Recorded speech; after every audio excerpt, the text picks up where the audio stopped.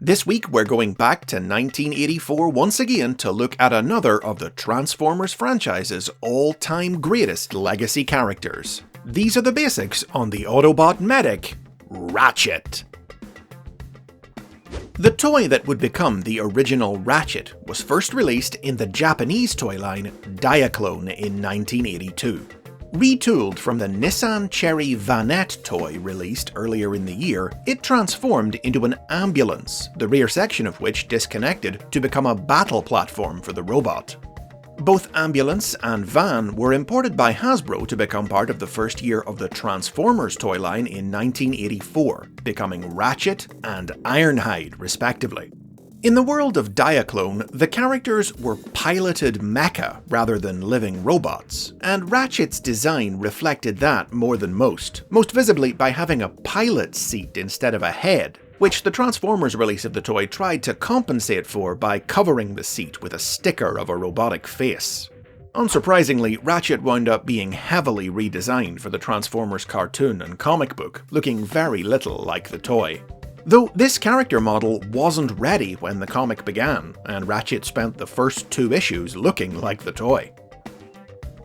A profile created for Ratchet by Marvel Comics writer Bob Budiansky characterized him as the Autobot's medic, whose rough language and love of partying belied the fact that he was one of the greatest doctors and mechanics on Cybertron.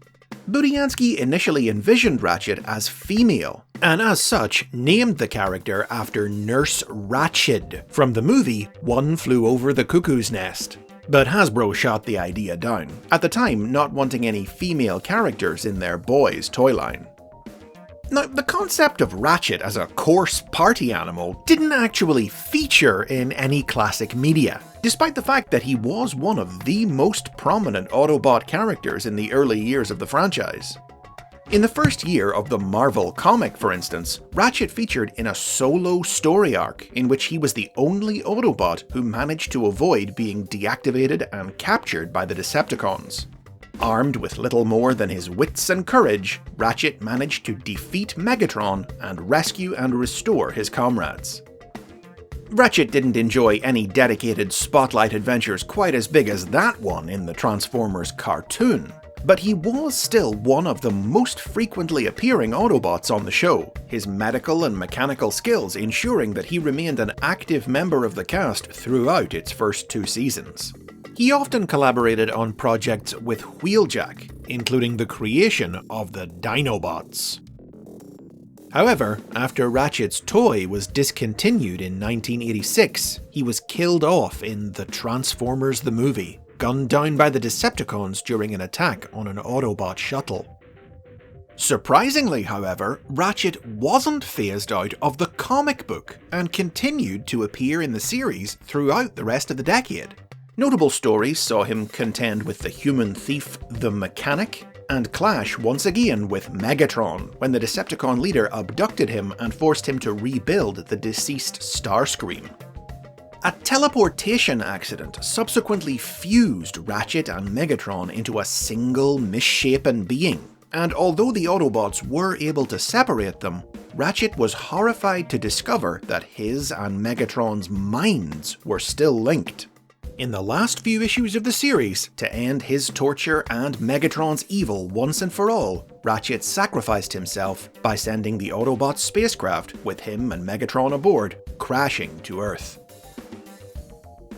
Ratchet fell out of prominence following the end of the original series. For over 15 years, his only appearances of note were in New Generation 1 themed comic books in the early 2000s. He had virtually no presence anywhere else. New series like Transformers Armada gave his role as Autobot medic to Red Alert, and in all this time, the only new Ratchet toys were obscure recolors of other figures, one in 2003's Transformers Universe toy line, and another available only at official convention BotCon in 2005. Finally, however, Hasbro decided to bring the character back to the fore in 2007, in the first live-action Transformers movie. The movie incarnation of Ratchet didn't look anything like the original, transforming into a green Hummer H2 rescue vehicle, but he was still the same kind, talented medical officer dedicated to the preservation of life. Multiple toys of him were released in the many movie toy lines, including several in the classic white and red colours of the original Ratchet, and he appeared in each successive movie in the series and plenty of tie-in media, working with the forces of Nest to defend the Earth until eventually meeting his end at the hands of the bounty hunter Lockdown in 2014's Age of Extinction. The movie returned Ratchet to the A-list of Transformers characters, and following its release, more and more new toys of the classic character started being produced, and he soon began appearing in other new Transformers series, beginning with 2007's Transformers Animated, which scrapped plans to feature Red Alert in favour of adding Ratchet to its main cast. The animated incarnation of Ratchet was a crotchety old war veteran with magnetic powers, who had been left bitter and cynical by his experiences during the Great War against the Decepticons millions of years ago. Principally, a disastrous mission to rescue intelligence operative RC from Lockdown that left Ratchet scarred and RC's mind wiped. This in turn had forced Ratchet to take RC's place as mentor to the Autobot superweapon Omega Supreme, with whom he then fought on the front lines until Omega was deactivated in the war's final battle. After the war, seeking a peaceful life, the elderly Ratchet joined Optimus Prime's space bridge repair crew. When the crew came to Earth, the grouchy old bot initially had little tolerance for the world or its people, but over time, his experiences on the planet wound up softening his hard edges, and gave him the chance to settle old accounts, allowing him to even the score with Lockdown, revive Omega, and restore RC. Animated's characterization for Ratchet proved hugely influential on future depictions of the character. The very next series, 2010's Transformers Prime, also featured an elderly, short-tempered Ratchet as part of its main cast. This Ratchet was Optimus Prime's oldest friend, a weary old medic still grieving the death of Cybertron and constantly out of patience with everyone around him. Bulkhead, I needed that! Bulkhead, I needed that! Bulkhead, I needed that! But who also steadily warmed to Earth, growing particularly close to young human Raph Esquivel. Nico, I needed that! Ratchet's function meant he usually stayed behind at base while the other Autobots were in the field, fueling his guilty feeling that he could always be doing something more to help. It was this feeling that drove Ratchet to use himself as a test subject for an unstable synthetic energon formula, which temporarily turned him into a dangerously aggressive war machine. Though later captured by the Decepticons and coerced into perfecting the formula for them, once rescued, Ratchet was able to use the formula to restore Cybertron, but then decided that, having healed his homeworld, he would remain on Earth and use his skills to help his new human friends.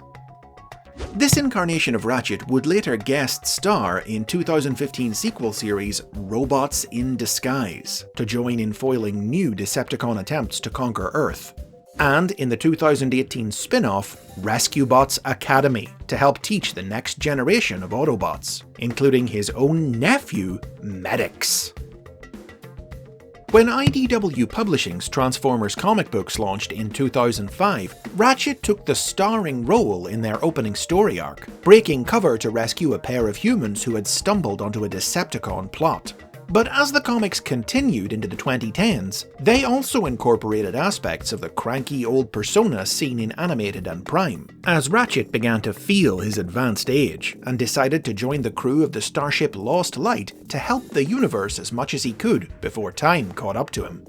During the ship's voyage, Ratchet came into conflict with his former friend, the twisted, obsessive Pharma, and eventually stepped down as Chief Medical Officer, handing the job over to his protege, First Aid. As a bot of science, Ratchet was a staunch atheist, and often butted heads with the spiritual drift. But this mutual aggravation soon turned into friendship. and friendship eventually turned into love, and the pair would remain together for the rest of Ratchet's life. Other recent appearances by Ratchet have included a cameo in the Bumblebee movie, a minor role in Transformers Cyberverse, which saw him team up with twin Autobots Rack and Ruin to rescue Jetfire, and Netflix's War for Cybertron cartoon, which had a new slant on the character, presenting him as a former weapons engineer whose guilty conscience led him to devote himself to medicine, running a battlefield clinic that treated Autobots and Decepticons alike. With more new toys on the way as part of the War for Cybertron trilogy, including even one of an evil version of Ratchet from the mirror universe of Shattered Glass, there doesn't seem to be any danger of him disappearing from the world of the Transformers again anytime soon. Wherever there are Decepticons ready to break it, you'll find Ratchet ready to remake it. And those are the basics on Ratchet. Tell me about your favourite incarnation of him in the comments. Make sure to like and subscribe for more Transformers history and lore like this, and help the series keep going by supporting the basics on Patreon.